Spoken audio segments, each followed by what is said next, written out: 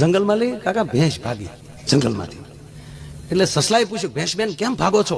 એ કે રે જંગલમાં હાથી પકડવા આવ્યા, પોલીસ જંગલમાં હાથી પકડવા આવી. એ કે હાથી પકડવા આવી, એમાં તમે શું કામ ભાગ્યા? એ કે ભાઈ ભલે ગમે ને પકડવા આવ્યા, પકડાવાય નહીં, પકડાઈ જાય એટલે મર્યા. તમને કહું ધંધા ગમે કરો, પકડાવું નહીં. આ ભેંસ નું ભાગવત બોલવું છે.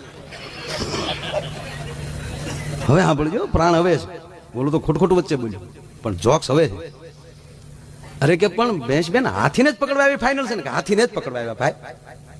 તક તો હાથીને જ પકડશે ને? અરે ભાઈ તને ન ખબર હોય સસલા, તું તો એસી ઓફિસમાં બાપા હારા કામથી જીવશો, કુણું હારું હારું ખાશો,